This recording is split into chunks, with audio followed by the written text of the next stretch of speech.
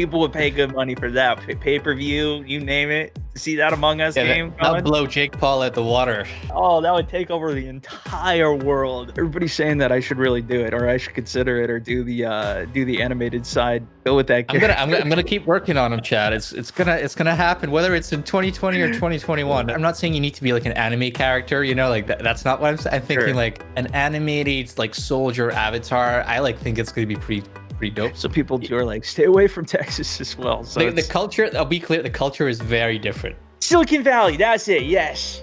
Welcome and good morning, ladies and gentlemen. It is great to see you all here. Great to see some of you guys back as well. This is the State of Streaming show. We're live over on Facebook as well as Twitch right now.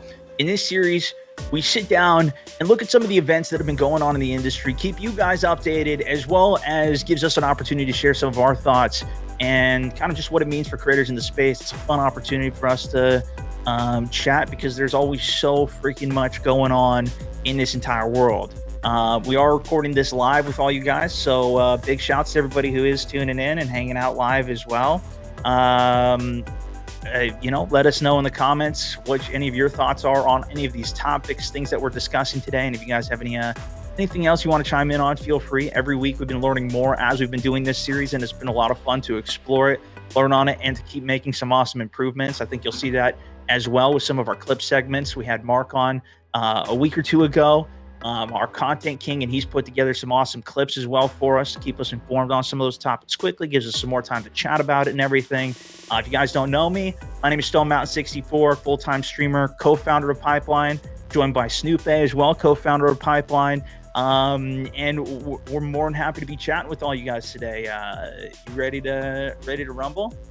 I am. I've got the coffee in hands. I'm ready to chat about what's been going on in streaming for the last few weeks. I hope everyone had a great Thanksgiving over the weekend, got some time with the family. And we're going to dive deep into what's been going on. There's a lot of interesting things that have been happening the last few weeks I'm excited to talk about. Yeah, I mean, I just give you kind of an overview of some of the topics we're going to be talking about today. Streamers moving away from California. I think it's even bigger than just streamers per se, but we've seen some movement there. Twitch tests the community boost feature. Twitch alum GunRun launches a VTubing agency, which we actually talked about, I don't know, maybe a month or so ago. VTubing, that's continuing to see more traction, and now an agency popping up around it. Some interesting stuff in that front. Nintendo Nintendo's always had some interesting rules on their content, and we got some news around that. AOC, if you guys saw, she actually did an insane stream as the elections were going on, just to, test out streaming, get some more people to just get out and vote. And she broke an absolute world record on the stream for her first stream ever, and is like the third biggest stream in history of it. Regardless of what your politics are or whatever, that is absurd. We were talking about that a few weeks ago. Some more news on that front, which was really cool, as well as TwitchBot does nothing but check PS5 and Xbox sales, which actually we set something similar up in one of my Discord server just to see with like the 3090. Like, there's so many things going on with people trying to get these new Xboxes, PlayStations in particular, though, that literally like streams are blowing up just trying to get that going. On top of all the memes and everything that's been going on that front, there's been a lot of stuff. So with that, let's hop into the first topic. In a recent live stream, Valkyrae stated that she and other streamers are starting to move away from LA due to its rising taxes and cost of living. She herself will be going back to her home state of Washington, then settling down to Vegas. Valkyrae isn't the first streamer to echo this sentiment. The costs of living in California are so quickly outweighing the pros, so creators over the past few years like Soda Poppin', Mitch Jones, and Asmon Gold made the move to places like Texas, with good internet and no income tax. Bravo TV is showcasing the exodus of streamers striking it rich in California and moving to Texas with the reality television show Beverly Streambillies. How long until the cost of living in Texas matches Los Angeles? Yeah, that's the funny thing with so many people moving there. It's like, is that gonna change things in general?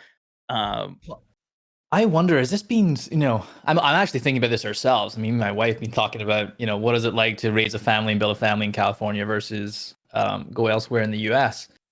But is this something that's new, or is it more pronounced now because of, the pandemic? Everyone's like evaluating where they live, because I feel like this has been going on for the last like decade. Like, I don't know, Yeah. at least in esports, when we were thinking about getting team houses and things like that, we were like, can we really do it in California? Because we'd save way more if we did it somewhere else. Buying these like big houses for 5 or 10 people. What about in the YouTubing side? Was it like that on the YouTube site, Stone? Did you find mean, people were like going to LA or?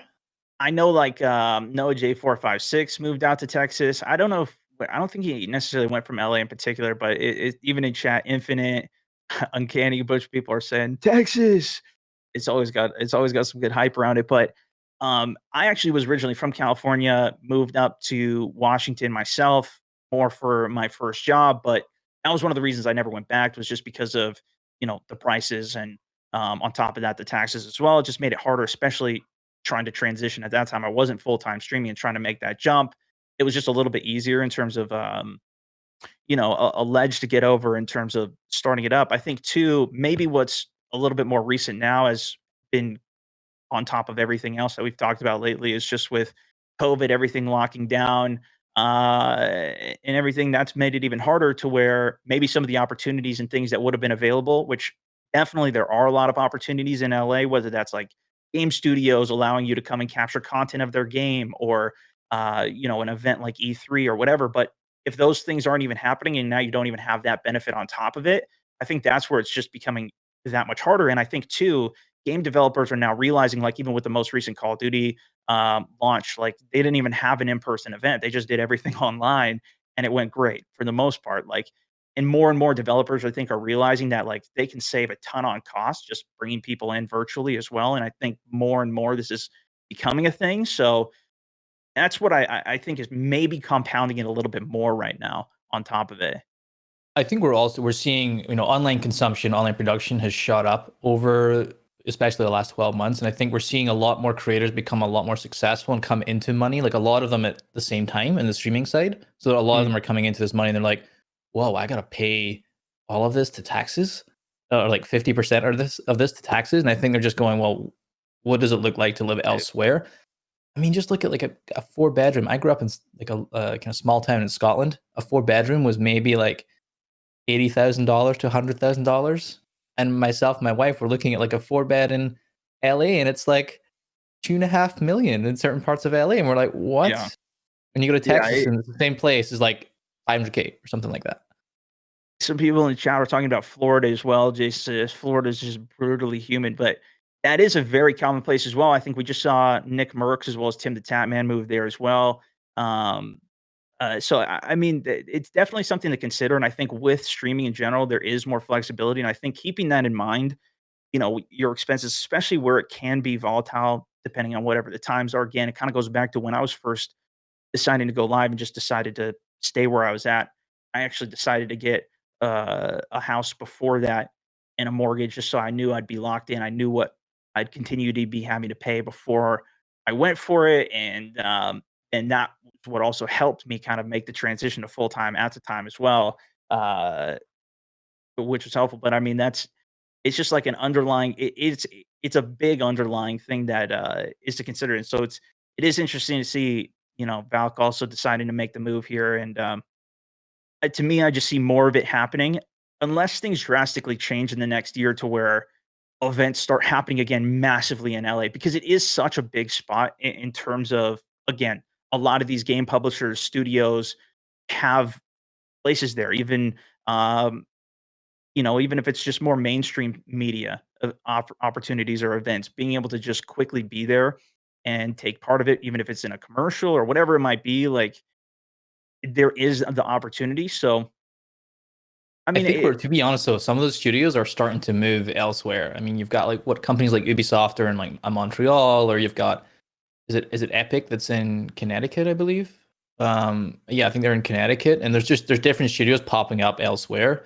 And even with all of the kind of remote work, I think it's like Facebook and Microsoft. All of 2021 is going to be remote work, and we're probably going to see that trend continue. And I think there's just going to be more innovation on the online event side and online experiences than there is going to be actually at physical events. So I think for a lot of streamers, it makes sense. It's you can't guarantee you're going to make this amount of money for a lot of these top ones for a long time. So it's important that they actually think about how they save that money. Why do you think it's Texas in particular that is gaining like a lot of attention from most people? Where there is, there's like Washington as well. There's other states where you can save as well. Well, I think one big thing, and it was for my wife, it's warm in Texas Mm, comparative to elsewhere. I think the cost of living, actually, Washington specifically, is actually not that cheap a state to live in. yeah, It's kind of like maybe especially in it's like a bit of, Seattle or something. yeah, it's maybe a bit further ahead than an Austin. And I think it's just got a really cool vibe. There's like, there's great food, it's spacious, land is cheap. It's got and it still is a younger city, which at least Austin is in Texas. It's a younger city. So Mm. myself and my wife are pretty excited about it. We're thinking making the move next year. So I think that I can absolutely empathize with a lot of streamers.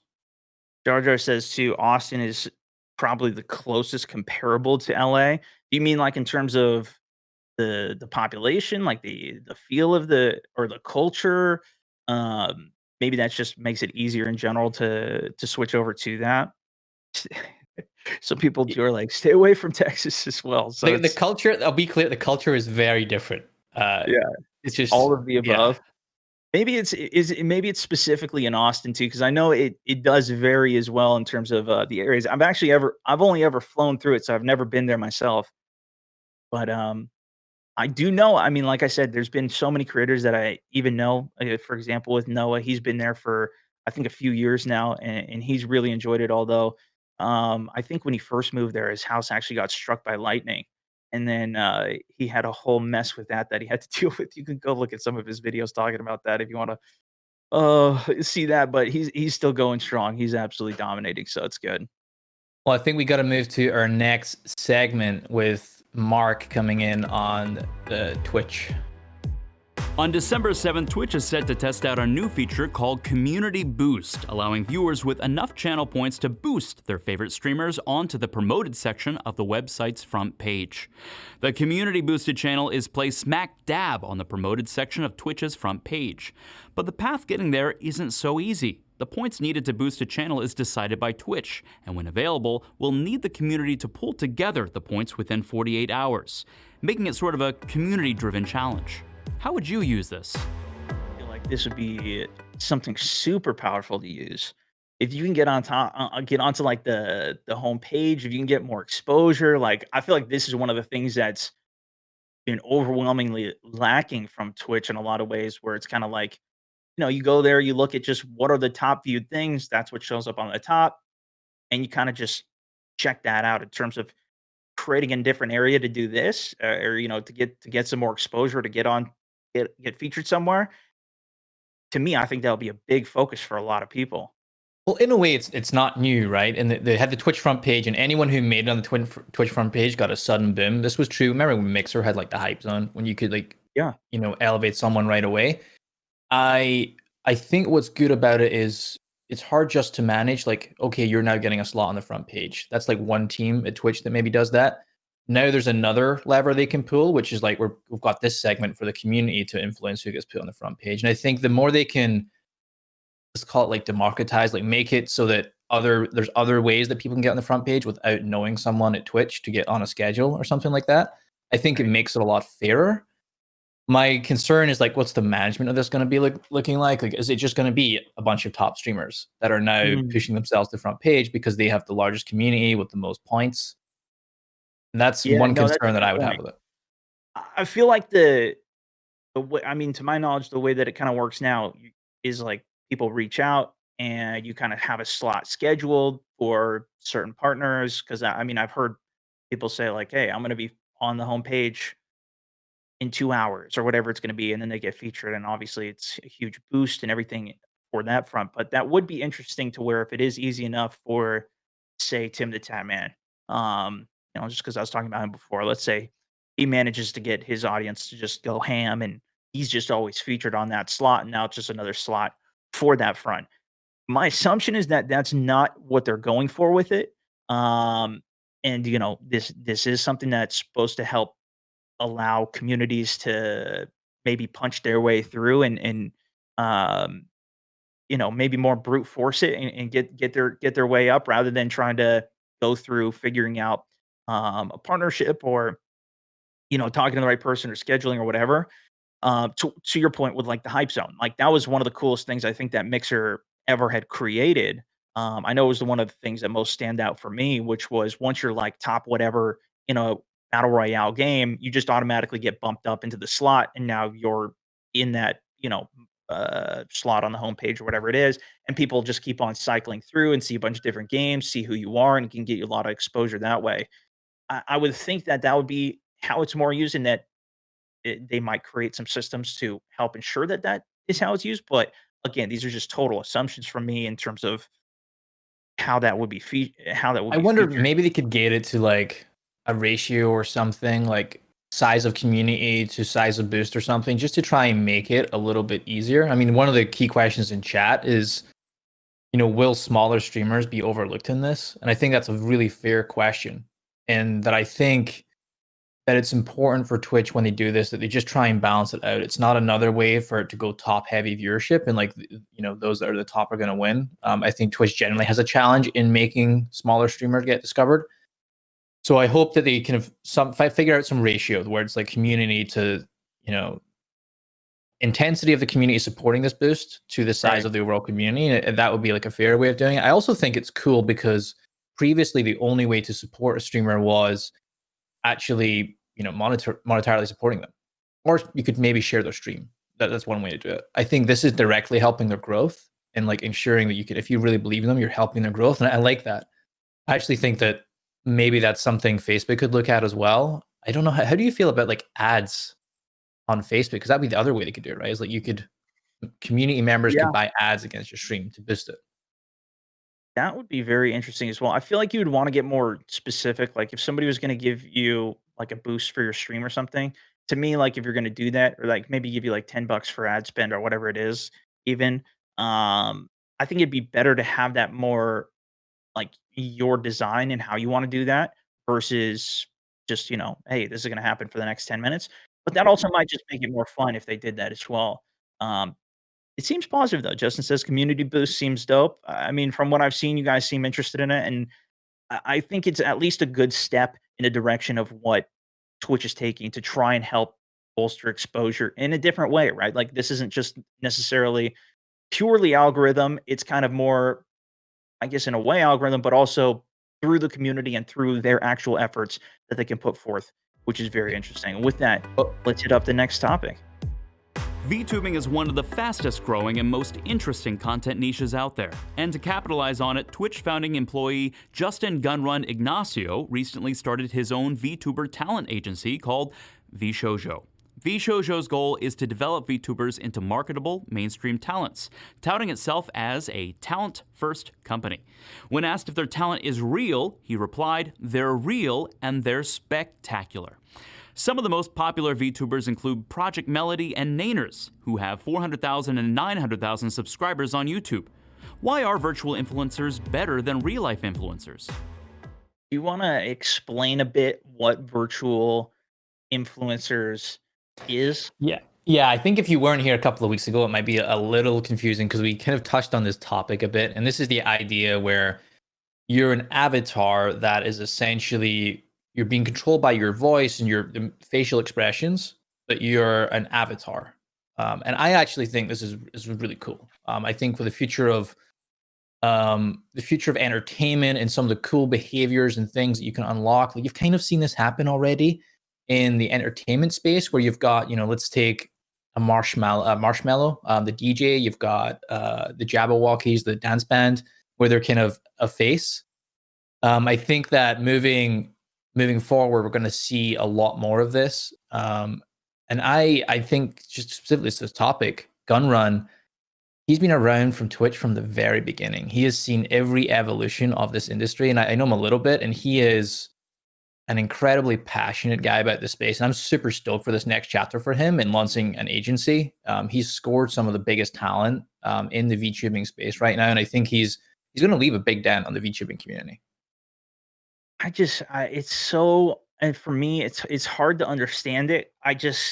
I haven't got into it completely. I saw, um, Pokimane was doing it, and I did see one of her, videos on it, but, I'm kinda thinking because last time we talked about it, you had mentioned, "Oh, would you try it even?" And I don't know, it's like streaming with, like, a kind of an avatar, um, rather than my face for it. It seems like I feel like one of the things that I always enjoyed about streaming was just, like, I can just like, it is me when I'm streaming and, like, I don't know, I feel like maybe that's, missed there, but also, like, I've that's how I felt about certain things that blow up that I never, really got into in the first place as well. So, there's a whole bunch of different stuff that a whole bunch of people can be into, but I'm I'm gonna really I'm gonna interested to keep see. I'm gonna keep working on you on this one. I'm not saying that you should be like an anime character. I'm not saying you need to be like an anime character. Like that's not what I'm saying. I'm thinking Sure. like an animated like soldier avatar. I like think it's gonna be pretty dope. So I'll keep working on him on Yeah. this one, chat. Maybe I one day did I'll convince him it's a good idea. I did just do, an animated skit with the Neebs Gaming guys. They did the Battlefield Friends show back in Battlefield days. They started a new one called Duty Calls, and, I was featured in an episode in that, and I did have an animated character for that. Maybe I could try and get something like that and try that out and, like, get it to because it's, like, matches your mouth and stuff. I just don't know. I just don't know if people would, it would be too jarring for it. Well, I think Um, you wouldn't do it all the time, right? It would be because some people are like, this is their entire persona. This is all they do is they or that.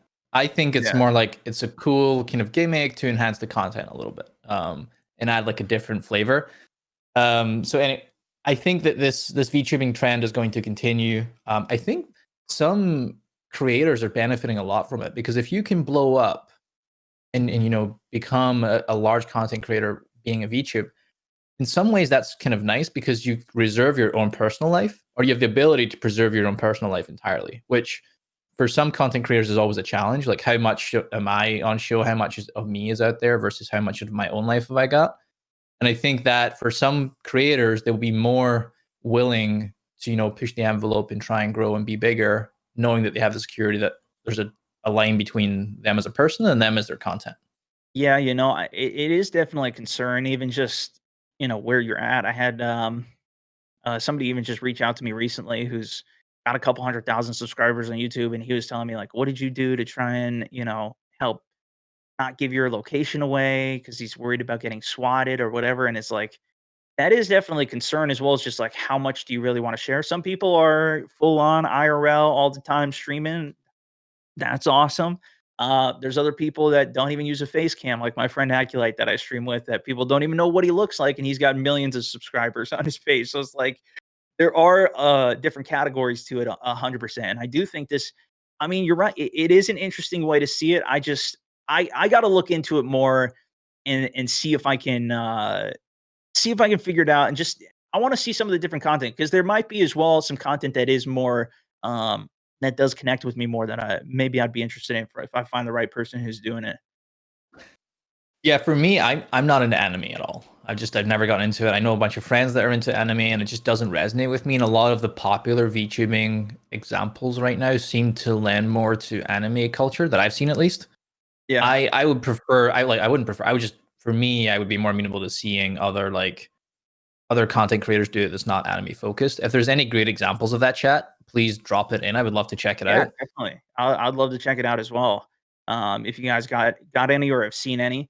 And I know that is an absolute huge thing, especially on Twitch as well as YouTube. I mean across the world, right? Like it's an absolute massive um thing. It's a massive culture. So I can totally see where all of that's coming from as well. And so everybody's saying that I should really do it or I should consider it or do the animated side, go with that I'm gonna I'm character. gonna I'm gonna keep working on them, Chad. It's gonna happen whether it's in 2020 or 2021. It'll happen. Yeah. Oh man, that's great. That's great. I'll look into it a little bit more. We'll see, but I'm pretty sure you got to make the base design, and I'm sure there's a program and things with it because I mean, if they're creating an entire agency around it and it's really blowing up that much, that is one of the benefits of having like an agency with all these VTubers together in a community and having everything with that is now they have something that's a little bit larger, it's a little bit more targeted, and there's a lot of benefits around that that is just going to continue to propel these people forwards, especially with GunRun on board with this as well. I I know do if you know, think it's he was gonna be one of the exciting to first. see. He was one of the first engineers, or like kind of partner engineers. He would go out and help people get set up live, and he actually pioneered the backpack. So like the live streaming backpack where you can run Yeah, around and be live.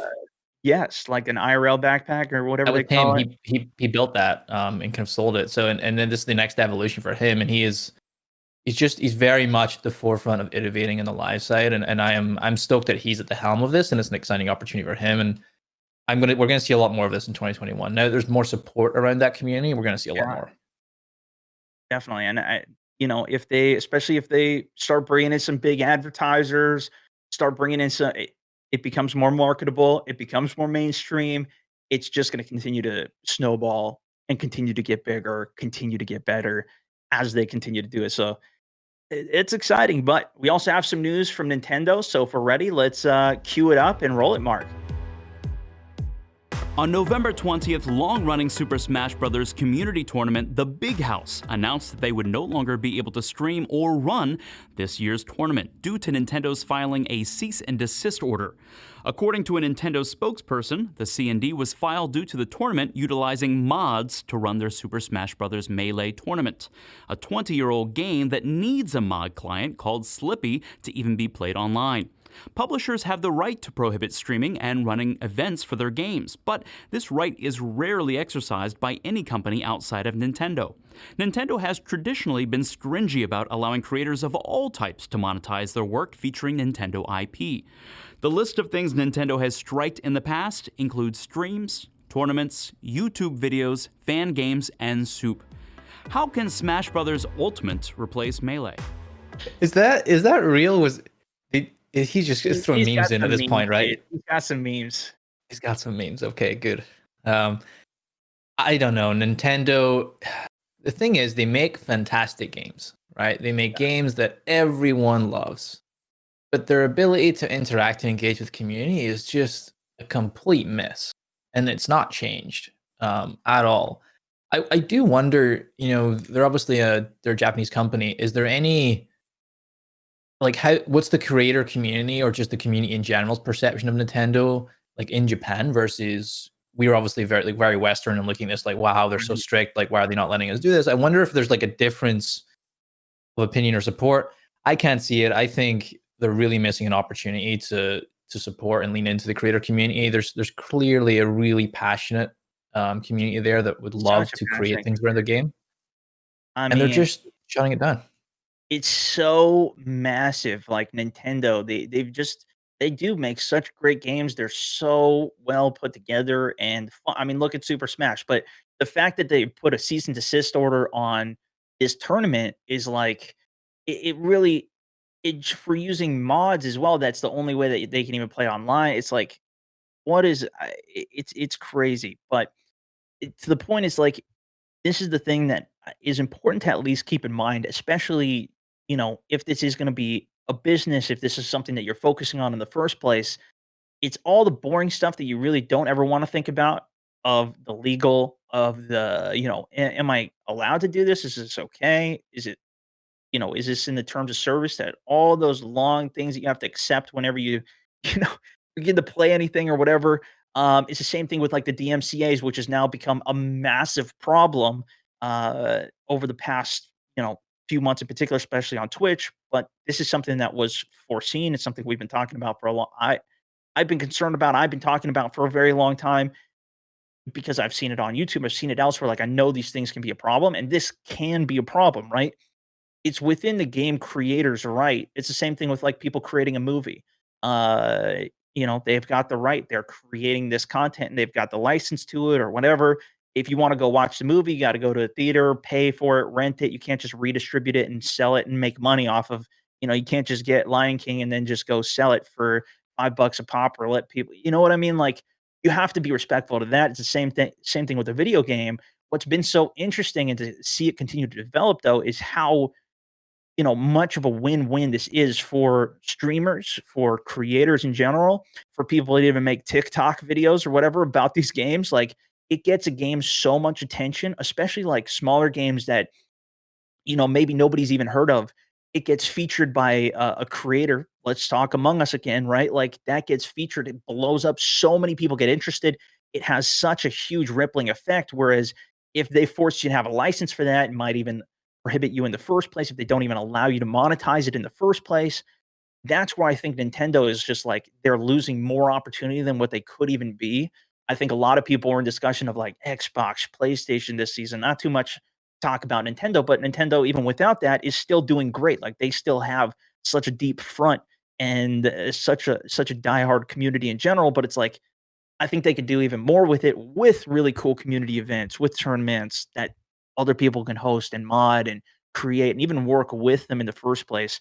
I mean, I don't know how you guys chat feel about any of this stuff as well, but Super Smash Bros. Is like such a legendary game in general. If I see a tournament for that, seeing people compete on such a high level, like that's a really fun thing to watch. And so, especially if it's like a charity tournament or whatever it even is, there's such like an intensity of the fan base around their games. It's so intense. It's just a shame that they're not getting to showcase that and create cool content around it. I think it'd be widely celebrated, and quite frankly, I don't see them innovating at all. I don't see them changing their mind. Not for a long time. They've been so consistently, against this for the longest some time. some companies is saying some companies need it, whereas some of them don't need it. And to a point, I mean, they're still doing pretty good without it in general. Some do rely on it more, but I think overall, like having any community and being able to bring them together through content and just letting other people do it too, where it doesn't even need to be them creating the main content, I think is bigger. What's the issue with Nintendo? It's just that they're cease and desisting order, whatever, to people that are hosting tournaments on their games because they're using their game, their mods, they're making money off of it. It's the same thing with on YouTube. If you try and play games on YouTube and monetize it or put ad revenue on it, then Nintendo will either take it down or fully claim the content so that they're the ones who get all the revenue off it. So if you put up a video, typically, like let's say I do a Warzone video or something, I can put that on YouTube, and then any of the ad revenue that comes in, I get to keep. I get to keep it as well as YouTube gets to keep it, right? Like that's it's not like Activision's coming in and saying we need a piece of the cut from that, whereas Nintendo does with their games, and any games that are on their platform, especially anything exclusive or things that they control, like Mario, like Smash Bros. And those. That's where it becomes really hard, especially if you want to create content specifically on that. And some names that are at the very top have worked out partnerships with Nintendo in order to keep, a certain percent, and then they give Nintendo a percent as well. Um, and at the top as well, some of these people are making ludicrous amounts of money as well. So it's like they want to get a piece of whatever their game that they created, that this person's playing their game and showing it, and maybe they don't get sales from that game. So like this is some of the I again, this think is you kinda like some of the legal and boring stuff that people don't really wanna think about, but it's like, you gotta keep this in mind as you're doing it as well, because these things can come up and you wanna be at least aware of it, and if you can figure out where the company and where the game stands on it, some of them even include in the terms of service that you are allowed to stream it, you have full license, full right to create content however you want on this game, um, and others leave it a little bit more vague, and maybe they'll take action in the future. That's the thing, like, even 10 years down the road, maybe they get bought by another company, maybe Nintendo becomes huge, buys out all of Sony, and then goes and I claims and think takes that's over the the thing where market. you realize a lot of this as a creator is unfortunately out of your control. And you've gotta just be aware that there's some bigger forces going on, and like what can you do to work around that. As a creator, I mean, take the Epic event that happened the other day where they were streaming their new event, and there was DMCA takedown issues because of streamers streaming that event. And there's now more pressure on companies, game developers at least, and they might be questioning like what is our role or responsibility or for upkeeping this community, or like stripping out DMCA from event, like things like that. So I think there's going to be more on this front. I think Nintendo is very much on their own camp, but I think game developers are definitely going to be in the future thinking about what is their relationship with content creators as they start to take on more responsibility in the future. So we have our next segment on AOC's recent charity stream. Mark, what happened? Following a successful first run on Twitch, American Congresswoman AOC was back on Twitch for another round of Among Us on November 28th. In this stream, she was joined by Canadian MP Jagmeet Singh, the leader of the Canadian New Democratic Party. This marked the first time two politicians from two countries have come together for a gaming live stream. Other faces in the mix include political commentary streamer Hassan Abi, influencers Northern Lion, XQC, Disguised Toast, and more. The stream was for charity, and at the end of it all, the crew raised a total of $200,000 for eviction defense, food pantries, and more. The first ever real-life edition of Among Us will be played with Putin, Jinping, and Trump January 20th. Will Facebook and YouTube fight to be the platform politicians use to livestream their games? Who signs off on these memes? That would be a good one. That would be a good one. People would pay good money for that. Pay-per-view, you name it, to see that Among Us game Not going. blow Jake Paul at the water. Oh yeah. Oh, that would take over the entire world. Oh my gosh.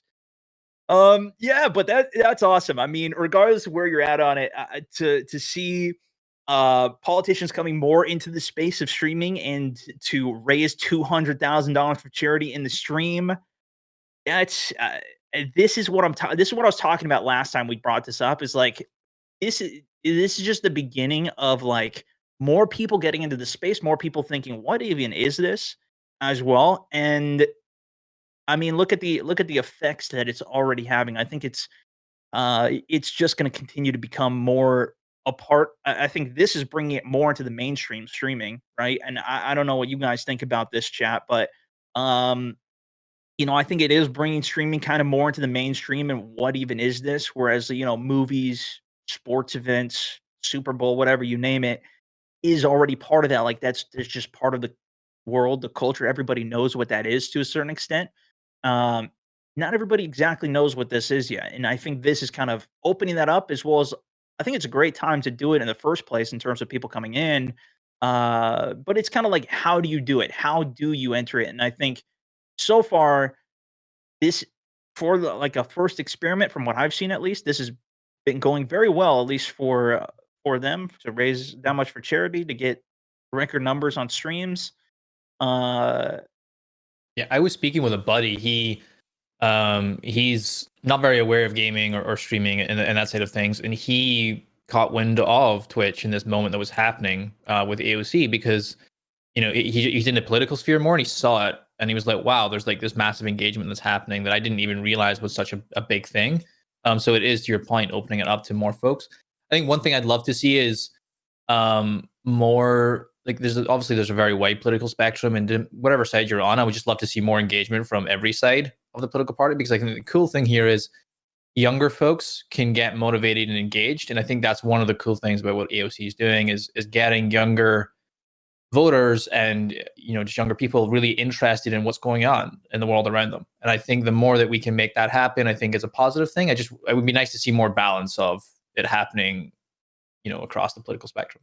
Yeah, Brigadier says, I think, politicians using streaming is also it's another dividing really for existing issues as well. But I think that's where it kind of comes in, is like, how do they use it? I think there are some streams that are specifically politically focused, and that's fine too. Um, but I think it's kind of like, how do you create it? Can it still be appealing to a massive amount of people as well? And like, how do they bring it in? What I think has been nice is like it has been about the content, from what I could tell. Like it's been about, it's still about gaming. It's still about what people have been used to and what people have been enjoying from the stream. At least from what I saw from the stream, it really didn't get very political in any front in terms of playing Among Us, killing some people, having a good time. And I think it was still something that's enjoyable and kind of in a way, like I thought it can still bring people together.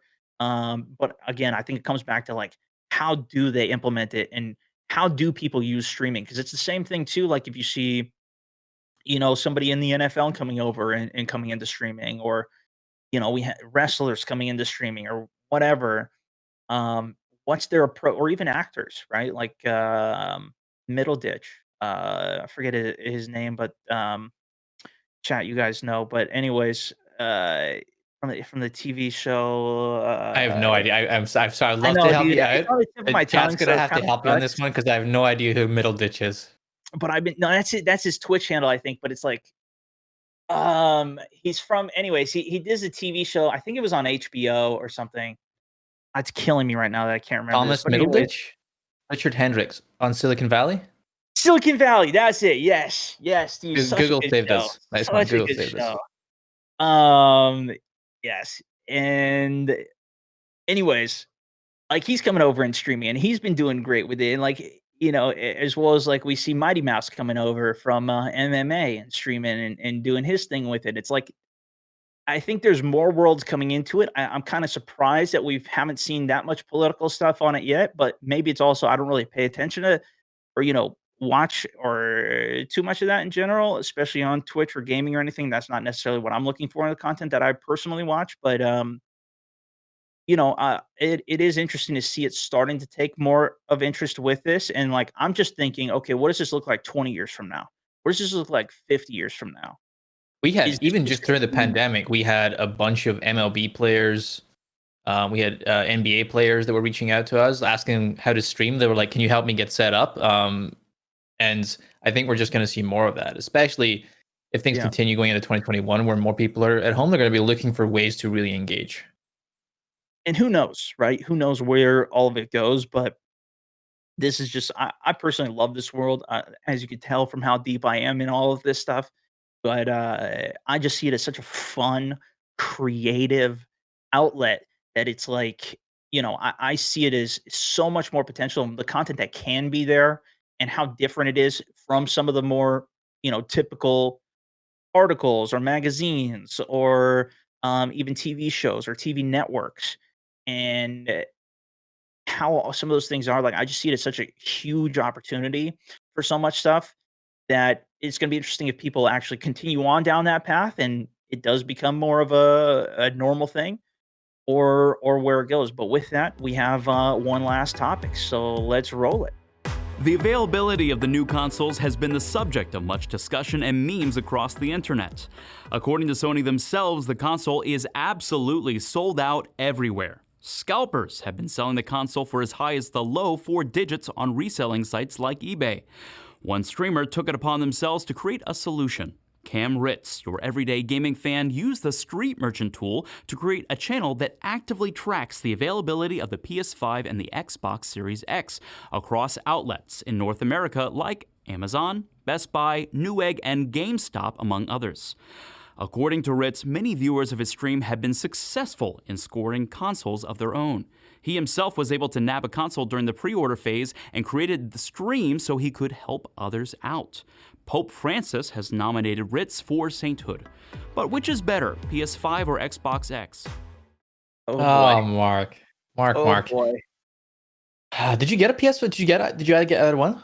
I haven't got it yet. They were sold out, and I was just like, you know what?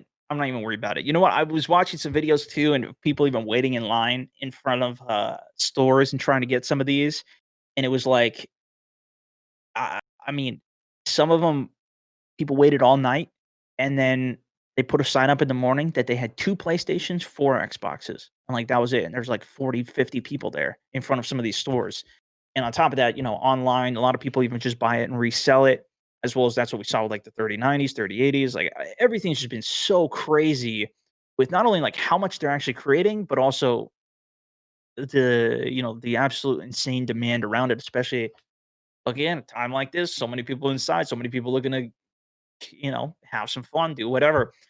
Um, you know, I, I I think it really shows where there's opportunity though, in terms of this guy coming on, doing a stream specifically about that. And this is what, really it is kind of to look for some of the opportunities as well as what his skill set is capable of to even create something like this, as well as like, damn, this is a lot of demand for it. Maybe I can whip something up real quick about this. This probably isn't going to be super relevant another few months from now, right? Like February, March, this isn't going to be a top stream. This isn't going to be a huge thing, but it is something that he can gain a lot of traction for now. See where he can really, I mean, he's delivering huge value for a lot of people, right? Like what's available, where, how do you get these Xboxes, PlayStations, and whatever? He's like that's a value add that he's putting out, and that's why so many people are tuning in. So many people will find this, enjoy it. He might be able to really capitalize on this and even bring people back. This is kind of like in that category of even really like hero type content. And if he's got like a hub of content behind that where he's continually creating something that he can bring people back to, or even have another stream day or something around that, tell people about it, get, have some good self promotion within that, that makes sense. Like he might be able to really spin off and continue to run with more of this, or even just post more of these things for like a 3090, or keep branching out in that front, create a site around it, like create more around that as well with some of the traction he has and keep the momentum going. You know what I mean? Justin's telling me in the poll, and PS5 is winning by a landslide. So apparently there's a lot of PS5 enthusiasts. Actually, our producer Justin has PS. I don't. For some reason, Justin has like 5 PS5s. I don't know why he has 5 PS5s, but he has 5. So gotta try and steal one off him. I think, yeah, your point on his content, I think it's a good for all the streamers listening. It's a good insight in that, you know, he may have just been starting out his content site and like found this really cool opportunity to create a moment around it. And I think thinking about what could you do that could help you create that growth or create that kind of virality, like what is that moment that you can think about creating based on your skill set? Because you might not be, for him, he might be an engineer or that was able to put this together, but you might be, you know, an artist or a mechanic or whatever it is. Like, what is your unique thing that you have that you could make a cool moment around as it relates to the industry? And I think go ahead. Go ahead. I was going to say something that was kind of, you know, more on the content side that I always sticks out to me in terms of my own experience with some of this was when Battlefield 1 was coming out.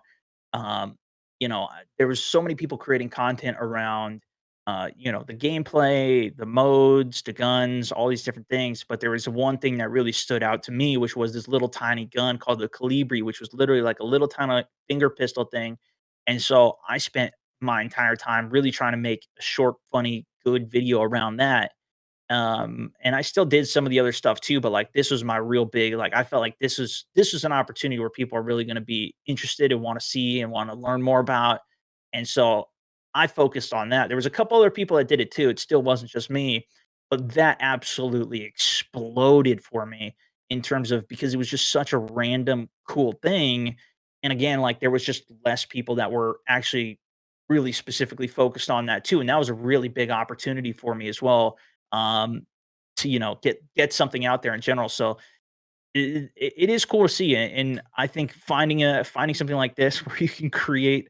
I have no idea how to do any of that in the first place, but to create something that kind of tracks PlayStation, Xboxes, I think there's even more than just this in particular, specifically around the PlayStation 5s and Xboxes that have been going on. Again, you know, talking about TikTok or even Instagram Reels or whatever, the amount of content that's being created about these new things, or especially being consumed about all these new things, has been crazy. The memes, the content, because there's just so many people getting involved. And I think this is really another boom potential, like what we saw with Fortnite, like what we saw with Minecraft in the past. Although I still think there's some other thing that can probably boom more. It's probably going to be more along a specific game, when these. Yeah, I think so. Ask. There's like a whole lot of like scalping and everything that's happening around this, and there's actually like a full on, I would say, like stock markets are happening around like Discord servers right now. There's like people buying and selling a bunch of things, but like right now the hottest commodity is PlayStations and Xboxes on Discord, like buy and sell threads. And I think to your point, I think there's gonna be one game in particular that people gravitate to, and we'll see what that is coming in 2021. David, that's all we have time for today. We ran a little bit over, but we'll be back again in 2 weeks. Thanks to Justin, our producer. Thanks to Mark for the memes, as always. Thanks to all of you that are listening and turning up and asking questions. Please, if you have any ideas or suggestions, keep them coming. If you have any news that you want us to talk about, hit us up on social about that. You can find us anywhere at Pipeline or Pipeline GG. Thank you so much. We'll see you again in a couple of weeks.